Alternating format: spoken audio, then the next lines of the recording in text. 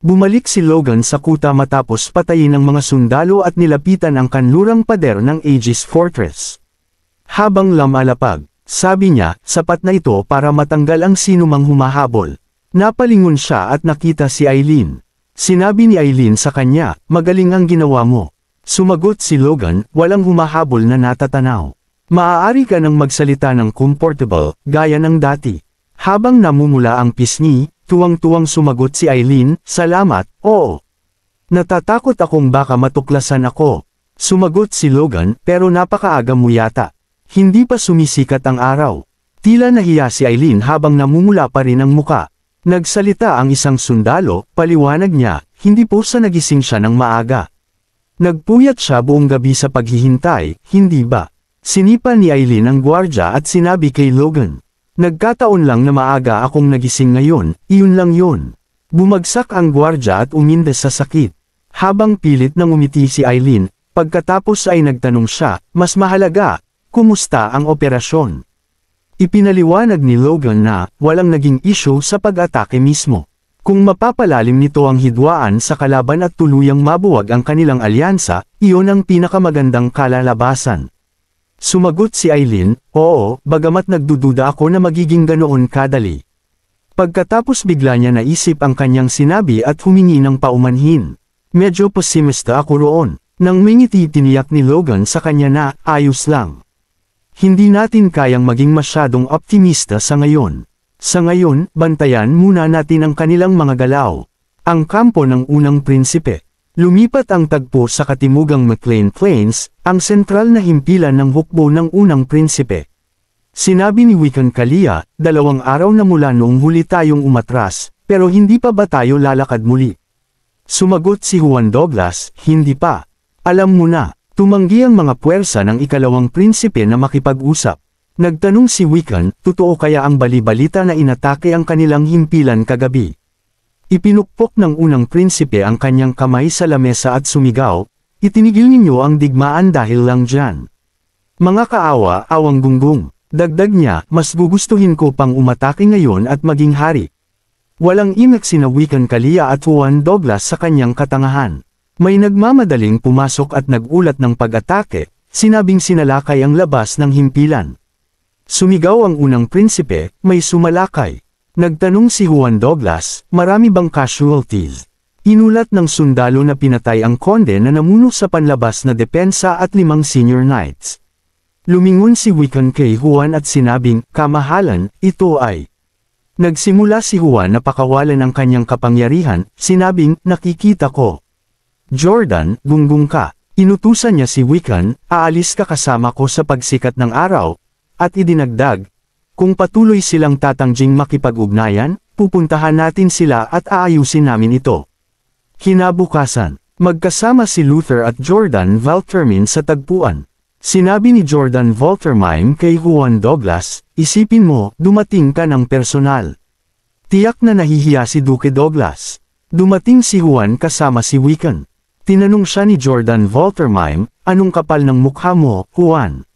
Sumagot siya, tila hindi tumutugon ang communication channel mo. Dumating ako para ayusin ito bilang isang kaibigan.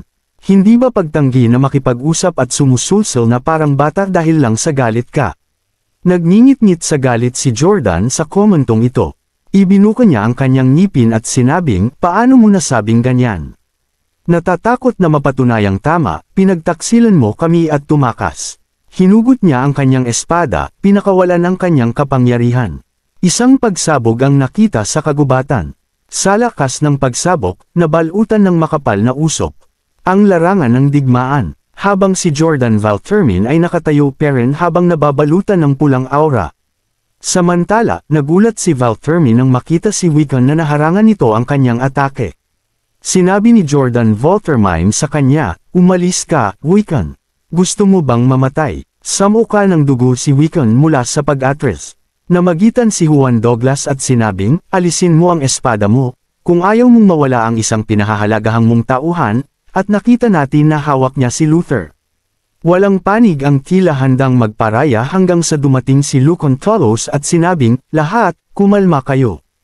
Hindi ito ang oras para mag-away tayo. Nagulat si Jordan Voltermine na makita si Lucan, at nagtanong, bakit mo kami sinundan dito? Sumagot si Lucen, hindi ito mukhang ordinaryong bagay. Mukhang tama ang pagpunta ko. Nagtanong si Juan Douglas, kung hindi ito ordinaryo, anong magagawa mo tungkol dito? Sasali ka ba sa kanila at aatakihin kami? Sumagot si Lucen, syempre hindi. Gusto ko lang na tingnan ninyong dalawa ang sitwasyong ito ng kalmado. Binitiwan ni Jordan Voltermine ang pagkakahawak, bumagsak si Wiccan, at kalmadong nagtanong si Jordan, ano ang sinusubukan mong sabihin, Lucen? Sumagot siya, tandaan ninyo kung bakit tayo bumuo ng pansamantalang alyansa na ito. Si Logan McLean, hindi ba't dahil lang sa kanya ang lahat? Binitiwan ni Juan Douglas si Luther at nagsimulang huminga ng malalim. Parehong nasaktan sina Luther at Wiccan. Ipinaliwanag ni Lucen, ginawa niyang isang puwersa na karibal ng bahay ng isang konde ang isang maliit na bukid. Ang isang taong may kasanayang iyon, na sinusuportahan ng Sword Duke, ay nagtipon ng mga neutral na puwersa at nagplano ng paghihimagsik. Nang may seryosong mukha, sinabi niya kaya dapat natin itong putulin bago ito lumaki. Iyon ang orihinal na layunin. Sabi ni Jordan Voltermine, gayunpaman, hindi rin tayo maaaring magtiwala sa mga taong ito. Sabi ni Lucen, pagkakanulo at pagsalakay, bahagi lang iyan ng pagdudulot ng hidwaan sa loob ng alyansa. Iyan ang tukana ng McLean. Patuloy niya, tiyak na nilalaro niya ang mga tao ng higit sa isang beses. Naalala ni Wiccan ang kanyang mga salita, wala kaming intensyon na makipagdigmaan. Naalala rin ni Jordan Voltermine ang kanyang mga salita, kung pagbabantaan ninyo kami ng ganoon. Wala kaming pagpipilian kundi suportahan ang unang prinsipe. Patuloy ni Lucen, siya ay kasuklam-suklam at hindi maaaring maliitin. Pakiusap, pag-isipan ninyo ito ng kalmado. Ang kalaban na dapat nating talunin muna ay ang McLean. Nagbago ang eksena sa sunod na araw. Sa kuta ng Aegis kinabukasan, sa McLean, nagpatunog ng tambuli ang isang sundalo, at nagulat na may malaking hukbo na natatanaw sa silangan. Pinanood ni Logan at ng kanyang ama ang sitwasyon mula sa mga pader ng kuta. Pagkatapos, laking gulat ni Logan nang makita na magkasamang dumarating sina Voltermine at Douglas, at nagtanong, sinusubukan ba nilang ipakita na hindi matitinag ang alyansa? Nagtanong ang kanyang ama, kung gayon, nabigo ba ang operasyon? Sumagot si Logan, hindi. Masama ang kalagayan ni Wiccan Kalia at Luther Kyle. May malubha silang pinsala, lalo na ang kanilang mga panloob na pinsala. Habang nasisiyahan, sinabi ng kabalyero na si Henkel, kung ang isang superhuman ay may ganoong kalaking panloob na pinsala, nag-away nga ba talaga ang dalawang paksayon? Sumagot si Logan, oo, walang duda. Nag-isip siya kung paano sila nag-away ng ganoon kalala ngunit nagawa pa ring magkasundo pagkatapos ay nakakabigla, ngunit ginagawa nitong sulit ang pagsubok. At iniisip niya na dahil iyon kay Lucen. Tinawag ni Logan ang kanyang ama at si Henkel at nagtanong, kaya niyo bang pigilan ang isang superhuman? Tumingin silang dalawa kay Logan nang hindi makapaniwala. Pareho silang nagulat at sinabi ng kanyang ama, Logan, huwag mong sabihin. Ipinaliwanag ni Logan, sa kuta na ito, kung bibigyan ninyo kami ng oras gamit ang lahat ng inyong lakas, sa panahong iyon ay puputulan ko ang lalamunan ng dalawang prinsipe.